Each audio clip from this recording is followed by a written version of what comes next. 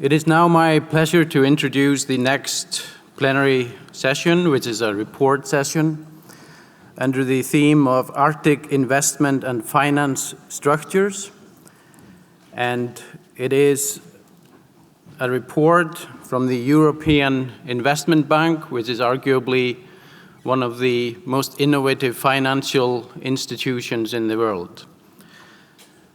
And it is my pleasure to welcome to the stage Ángel Ferrero, who is Head of Division, Banks, Corporates, Financial Instruments, Baltic Sea and Northern Europe Department of the European Investment Bank.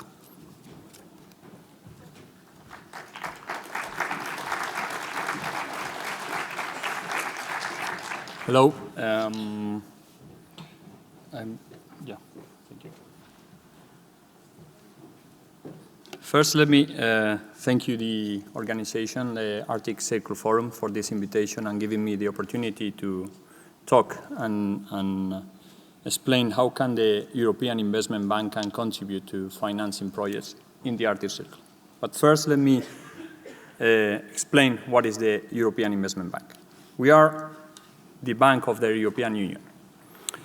We, as a bank, lend finance projects in the EU and other countries, but mostly our activities focus on the European Union in 90% of the activity approximately. Our shareholders are the EU countries. We are the largest multilateral lender and borrower in the world. We raise funds from the capital markets. We are a AAA rated bank. We take these funds and we lend them cheaper to our clients. Our total balance sheet last year was around 57 billion euros, and we only finance projects. It has to be a project behind this financing. We financed around 450 projects last year, over 160 countries. We are based in Luxembourg, although we have external offices in different countries, 33, and we are approximately 2,600 people, including not only bankers, but also senior economists, socio-environmental experts, and engineers. We focus in four main areas: environment, infrastructure, innovation, and SMEs. Last year, we lent approximately 30 billion euros for SMEs projects, and approximately 19.6, 20 billion euros on environment projects. One of our targets, if not one of the core targets, is to finance climate finance projects. We have set up a target of our total operations have to be at least 25% dedicated to climate finance. When we say climate finance, we mean energy renewable projects, energy efficiency, urban transport, all these kind of projects. For next 4 years, we expect to lend, finance around 100 billion euro projects all around the world. As I said at the beginning of my presentation, our activities focus on the European Union countries, i.e. we can finance projects in Sweden, Finland, Denmark, but also in countries that belong to EFTA agreement like Iceland or Norway. Last year we financed 70 billion euros projects in European Union and around 2 billion euros, 2.7 billion euros in EFTA countries and enlargement countries. But how do we finance projects? How do we help our counterparts to finance projects?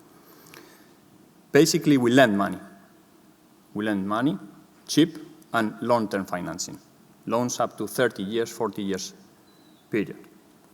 But we also, and thanks to the investment plan for Europe, we can also provide guarantees, and we can also provide equity participations through infrastructure funds, through investment plan funds.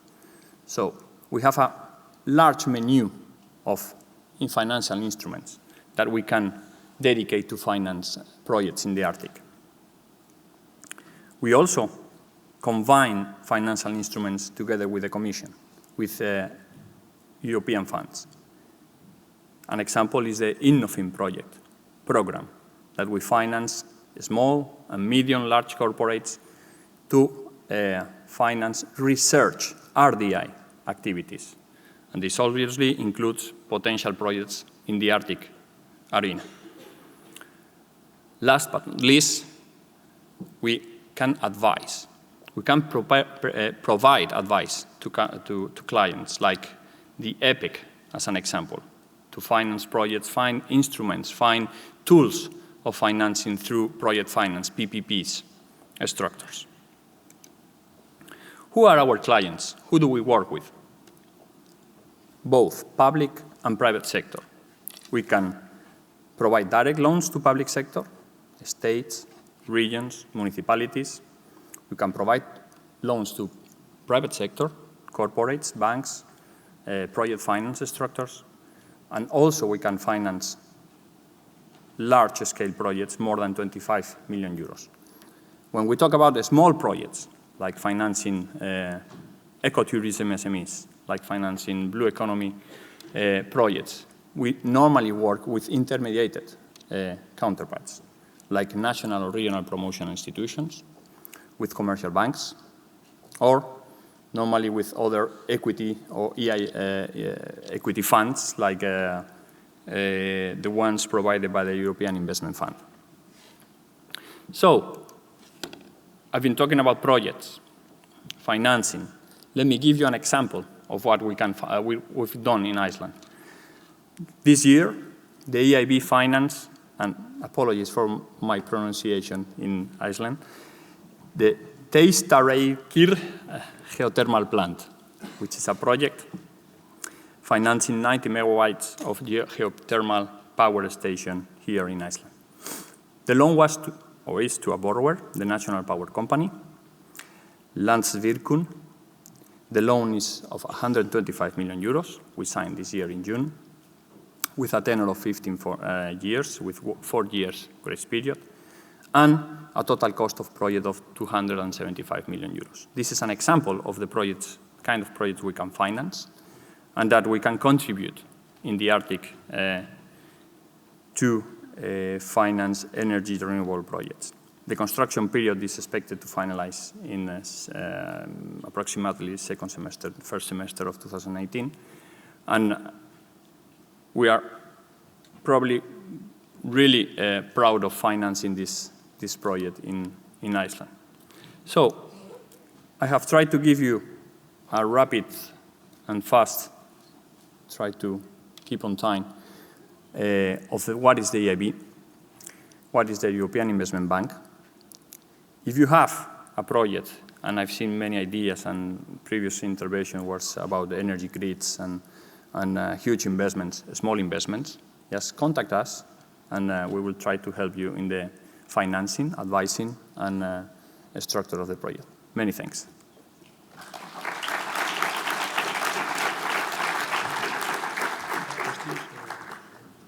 Any question you have?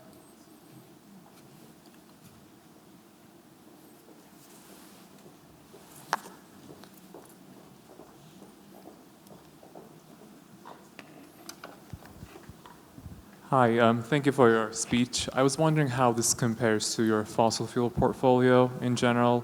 Like something that we're seeing in this conference is we have renewable speakers coming up, and then we also have oil and gas either being mentioned in other panels. We never see them interact because at some point we need to have a significant shift away from fossil fuel loans and channel that energy into renewable. What is the EIB's approach towards that in terms of evaluating their own portfolio composition? I mean, I don't have numbers here, but I can tell you that one of the priorities is renewable energy projects. I mean, those are basically one of the top on the list. And the funding ultimately for fossil fuels, or there is nothing on that yet? It depends the justification of the project and the eligibility. Depending on the project. Thank you. Thank you.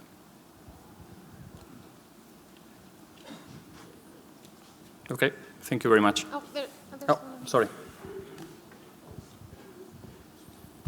I'm Kritika Singh from the Fletcher School. My question to you is, what is your procedure for vetting projects, and how do you decide how much money to put in which of these regions? Normally, we can finance up to 50% of the total cost of the project. And we do both socioeconomic analysis and financial analysis.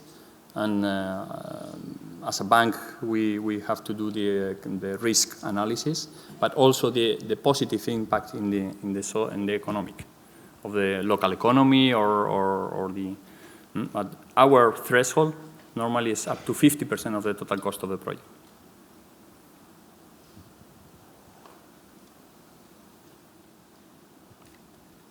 Okay. As a follow-up to that question, do you collaborate with the respective governments for impact assessment, or do they communicate their need to you? Do you go reach out to them, or do they reach out to you?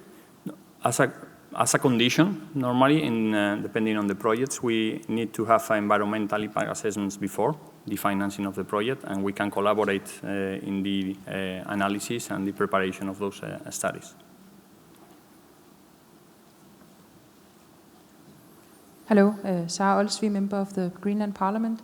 I was just wondering if you have any considerations in regards to the lower limit of investments, as we are sparsely populated in the Arctic, and many of the projects that have a big impact are small projects in smaller places. Mm-hmm. So do you have any considerations in that regard, also in regards to what we have heard earlier today on being more organic in the development of the Arctic, so that it is also benefiting local communities mostly?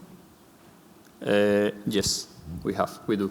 I mean, definitely. I mean, the size of the projects are not as big as can be in other areas of Europe, but I mean, definitely it's a priority for us, the climate finance, and the size normally of these projects is small. But the impact, as you said, is quite big, and we definitely take into consideration this.